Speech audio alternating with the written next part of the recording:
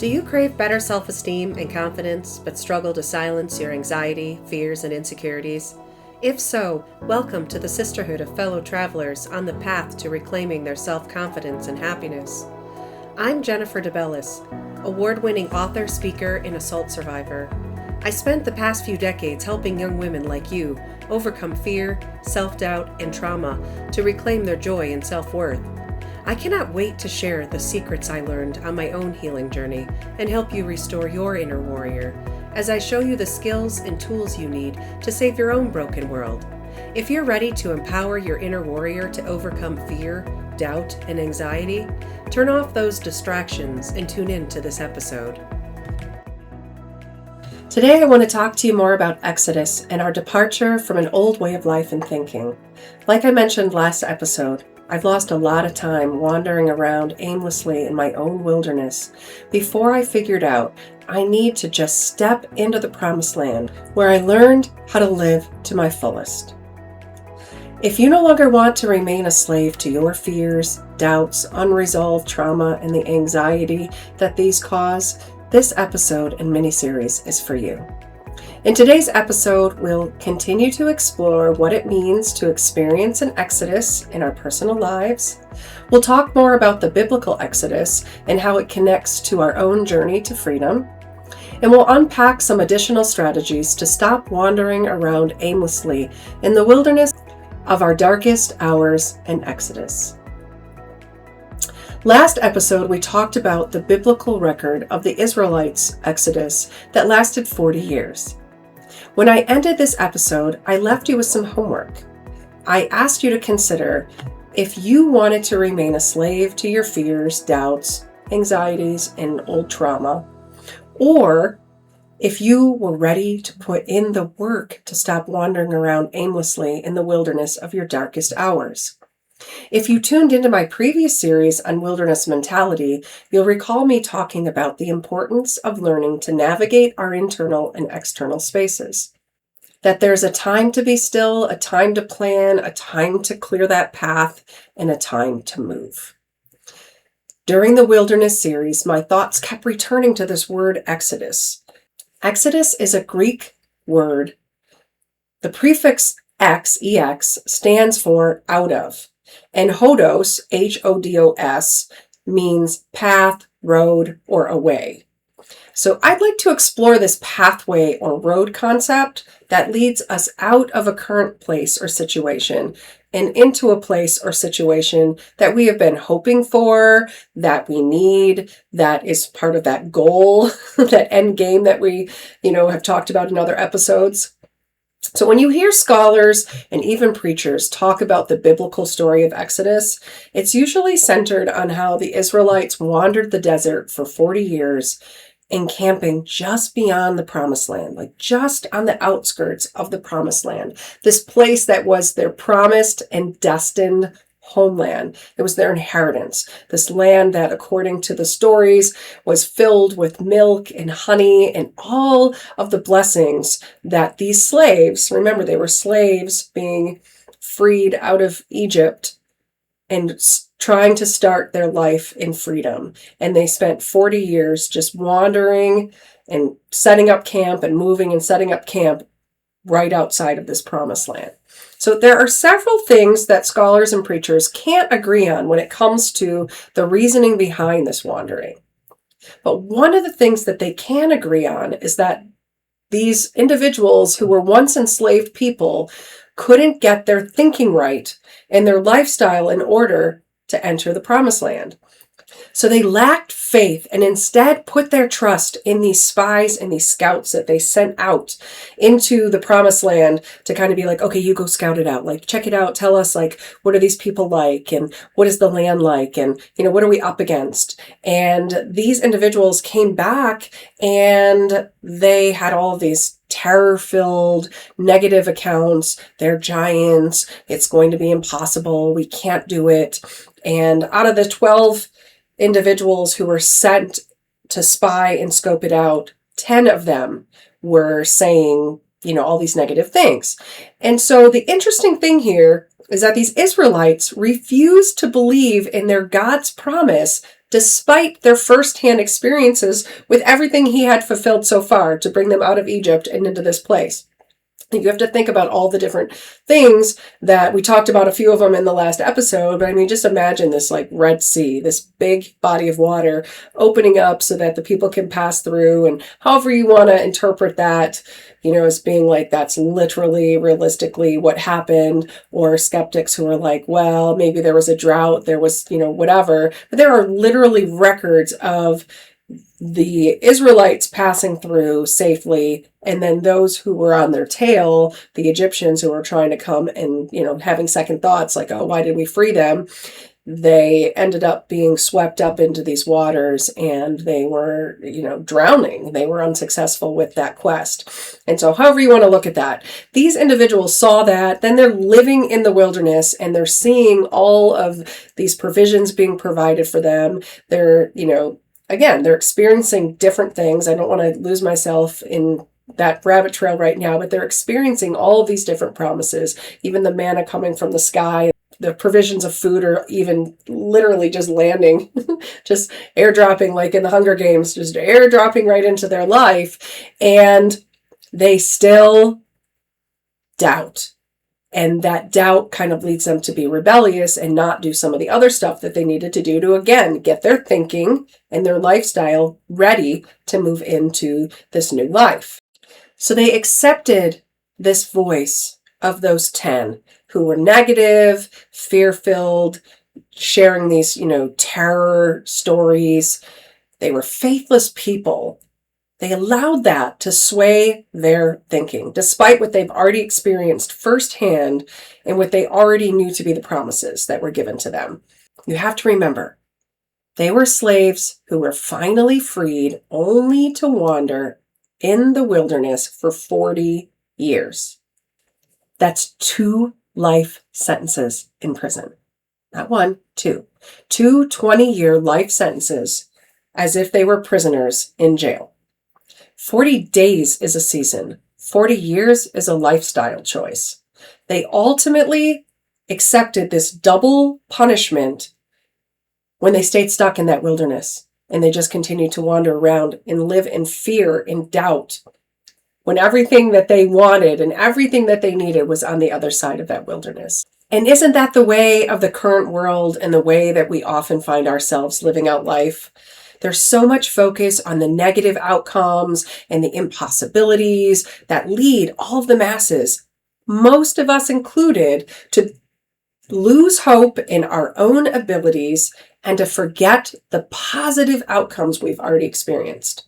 We stay stuck where we don't want to be or no longer should be because we're afraid that everything won't go exactly as we hope that it will go, or we're afraid that things will not be or look the way that we anticipated them to be. We let the terrified views and doubts of others derail us even after we or maybe someone who came before us already set up the tracks. So all you have to do is get in the cart that's heading down the track, and we allow these individuals to not only get us off the train, to completely derail the entire train that's already on the track, headed to that destination. We not only stop chasing our dreams and those goals that we set, we stop setting goals altogether. We stop trying new things altogether, and we forget what we're capable of doing. Let that sink in for just a second. We forget what we're capable of. Like, that is one of the saddest tragedies that I watch people that I really, really care about, or even people in the larger world where I'm rooting for them. You have people who you're watching their journeys. Maybe they're public figures, or maybe, they're just people on your social media where you're just watching their journey and you're just rooting for them. And then you see them get derailed by these things. You see them operating in fear or allowing somebody to say something negative or discouraging to them, and then they take it to heart. And then they start to adapt their life and their actions around that. And I was recently having this very conversation in a different capacity with someone about seeing psychics. Now, in my faith, I don't I don't see psychics because I believe that they're interacting with common spirits, and that's kind of like, playing for the other team. So I don't want to spend time with common spirits, and like, I just don't believe that I'm actually engaging with the people who they say I'm engaging with. So while I do think that these individuals are certainly engaging with people in another realm, I don't necessarily believe that they are the people who they are representing. So that's what a common spirit is. It's just somebody who, not somebody, is a spiritual force that was around for a while, who knows those people just as intimately, so who can give you all those different intimate details.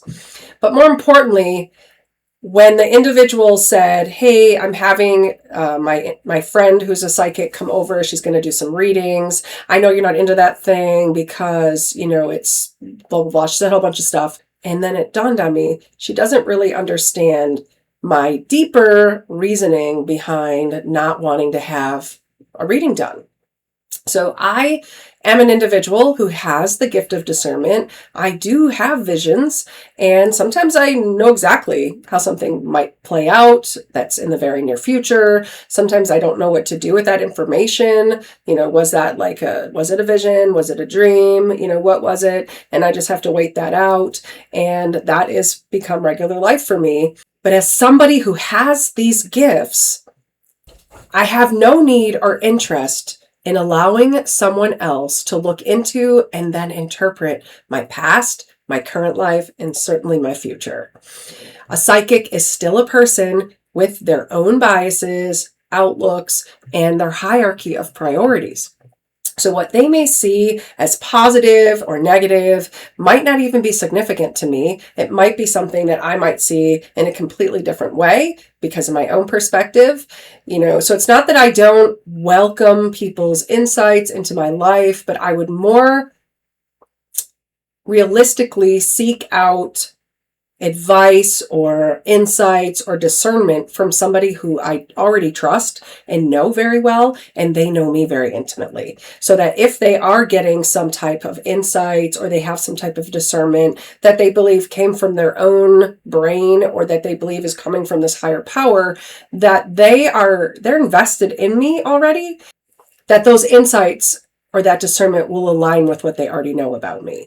So it's not to say that I don't welcome anything that anybody says, but I'm certainly not seeking out, people I don't know who are not familiar with me to get this information. And this leads into other areas of my thinking, which one of the big things is I want to think for myself. So I don't need somebody to collect information or, to have these insights, have this discernment, and then come and tell me, oh, you should proceed this way, or you should avoid this person or get this person out of your life, and all those different things that may come out of that engagement, because I don't want to ever allow someone to just do all that thinking for me, which is really an easy trap to fall into. We are all susceptible to fall into that trap of just tell me.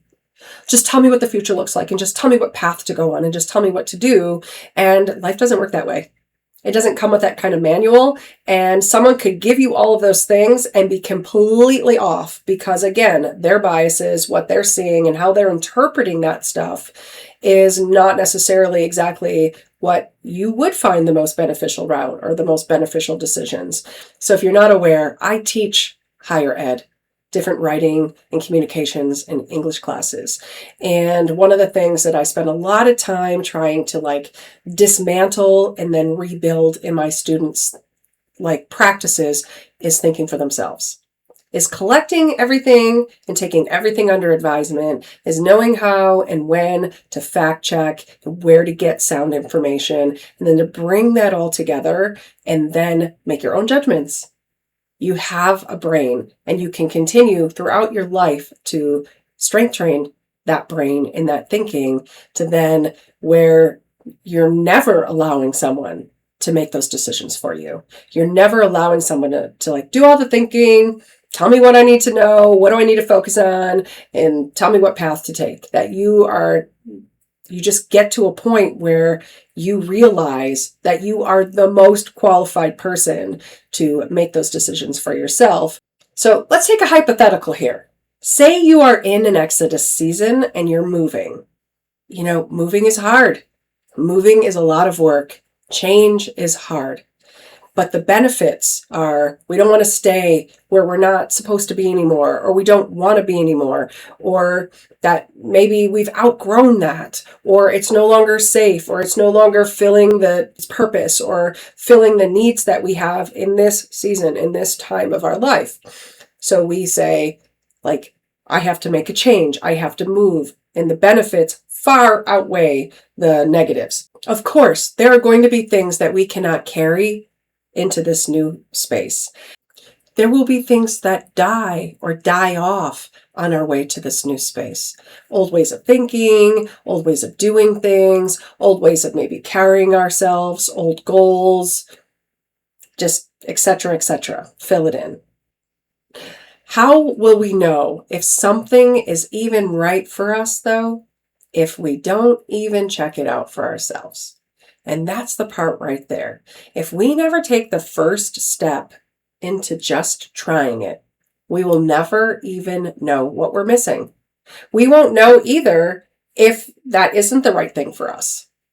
Just think about all the times in your life where you didn't move, where you thought you wanted something, you had like a desire or a goal, and you were just right outside of it. And for whatever reason, fear, doubts, disbelief, maybe old trauma that made you believe like you just weren't ready, or you just weren't, like worthy of it, whatever, fill in the blank. You don't do it for a long stretched out amount of time. And then eventually, somehow, maybe, I don't know, like the Wizard of Oz, the tornado picks you up and transports you and just throws you into the new land. And now you're like, wow, I didn't even have to step in here. I just landed here. And then you come out the front door of the house and you realize, oh my God, this isn't where I wanted to be at all. Now, how much time did you waste preparing for this place that now you realize wasn't even where you wanted to be? How much stuff did you go to TJ Maxx and Marshall's and Kohl's and to keep putting boxes of stuff together, like this is what's going to be in my new space when I get there, and you just keep planning and planning and planning these layers of life, and then you get there and you realize this isn't the life at all that you wanted. And that's a risk we've run also, because maybe we just waited too long to enter that particular space in that particular season, and now that season is past and we're off season. Just like some of this weather we're having here in Michigan. It's a little off season. So it feels very disjarring. For those of us who love summer, it's awesome. For all of you who've been waiting for fall, you're like, come on already, give us fall. But sometimes it can feel like that, where the seasons are just off a little bit and you're not prepared. Or you think, oh my gosh, this would have been so much better 10 years ago, right? Half of a life sentence 10 years ago. But now I'm a different person. And you stayed where you weren't supposed to be for 10 years, while you were supposed to be here for 10 years in the next place, in that promised land of the time. You stayed in your exodus. You stayed on the path like a nomad. And now you're entering into a new season, and that space is no longer the thing that's going to satisfy, fulfill, gonna draw out your purpose, because there's probably another place now that you are supposed to be prepared to enter or ready to enter, and it isn't even on your radar. You haven't even thought about it because you were so focused and distracted by waiting to do this thing. So sometimes we do that to ourselves also. Something else that I talk about with my students that I'm going to relate to this conversation about not taking risks and holding ourselves back is this idea that we have so many opportunities in life that we have like high risk, low stakes. So there's not a lot that we lose if things don't go according to plan. We gain also in every instance an opportunity to learn and grow from situations. Those continue to shape us. They continue to show us the person that we want to become, or maybe that we don't want to become. So every one of these things is a learning process with a learning curve. That's life. Whether we stay as a nomad right outside of these spaces in the promised land that we know is destined to be ours, or we boldly and bravely enter it, one thing is true, which is There's always going to be failure. There's always going to be things that don't go exactly as we thought they would go. There will be setbacks. That's life. These are all things that are life. So whether we try to play it safe or we are afraid to, move into those different spaces, the things are still going to happen. We don't live in a vacuum. You have to eventually leave your house. You have to eventually deal with people. You have to eventually do things that instantly put you in a situation where everything isn't always going to go the way that you want it to go. Everything isn't always going to be a positive experience. There will be plenty of positive experiences with some negative attached to it. There will be plenty of negative experiences with positive attached to it. That is the cycle of living, not just the cycle of life. So the thing I really want to leave you with today is this. Stop waiting for the perfect timing for every single detail to be just right, just so, before you make the first move. We're not supposed to remain those nomads like those Israelites who simply moved from one imprisonment to another. That's right. They were still in a form of prison, living out in that Exodus space, living in the path. The path isn't supposed to be a place that you set up camp. The path is supposed to be, again, this opening, this way to something else. Not to be, just think about that. If you have a path or a road, if you set up your living space in that path, it's no longer a throughway. It's no longer a path, a road, a place that leads from one to the other. It's the end destination. That's not supposed to be our end destination. That's a form of prison. So we end up becoming a slave to the camps that we set up in our refusal to keep our faith, to keep that hope, to take those steps, knowing that it's okay to not know exactly how this is going to play out, but to also know that the benefits are probably going to far outweigh any negative that is going to come. We don't have to have all the answers before we step into that promised land either. So some of you are like the over planners, the over preparers, where you're like, everything has to be thought out, then planned out, then everything has to be packed and ready to go. Like every provision, you have like the backpack that's like the life pack, and everything's in it because you're Mary Poppins and you just never know what's going to happen. And everything has to be completely 100% in place before you take those steps. Stop doing that to yourself. Okay, stop having that perfectionism, that everything has to be perfect before you do anything mindset. It will always hold you back and keep you from doing the things that you deserve, from living the life that you deserve, from living fully in your potential and your purpose. We also don't have to know what comes next. We can just know that we are headed in that right direction. We're stepping into that promised land. We're stepping into that destined space, and we'll figure the rest out. Or the rest will become apparent. As we walk down the path, things become more clear in the landscape. So then we get past the trees or the scrub brush and all the things that are like obstructing our view. And now we can see more, but we couldn't see that until we started walking farther down the path into this new environment. So where things become more clear. And then we see other paths. And then we realize, oh my gosh, the fork in the road was right here. And then we have to figure it out. And those are good problems to have. And you wouldn't have those problems if you were still stuck in your own self-imposed prison, setting up camp on the path itself instead of walking into the actual place that you were destined to live. So during the next week, I want you to think about that wilderness that you have been wandering around in your life. What is keeping you from taking those steps and believing that they will lead you in the right direction? That they are already leading you down the path for those goals and those end outcomes that you've already said that you want, that you've made it very clear by spending the time. This is what I want, this is what I'm after, and this is what I have to do to get it. What is keeping you from that? I want you to really think about it. And then in the next episode, we'll go deeper underneath the surface of this slave to the old way in life mindset that get us stuck in this Exodus journey. so that we can take those initial steps into that promised land and then look around and assess, where am I going to set up camp? Am I going to keep walking? Is there a fork in the road? What am I going to do with that fork? So that we have a lot of really great problems or really great decisions to make now that we've entered into that promised land. So that next time we're going to talk about that. We're going to talk about being right on the fringes, on the inside of this new environment. So what are you going to do now that you're on the inside of this environment in order to begin to inhabiting this space that has already been promised to you? Well, girl, I hope you enjoyed today's episode. If so, don't forget to follow my channel and share it with girlfriends who also want to restore their self-worth and confidence. Also, if this podcast inspired you, consider leaving a 5-star written review on Apple Podcasts.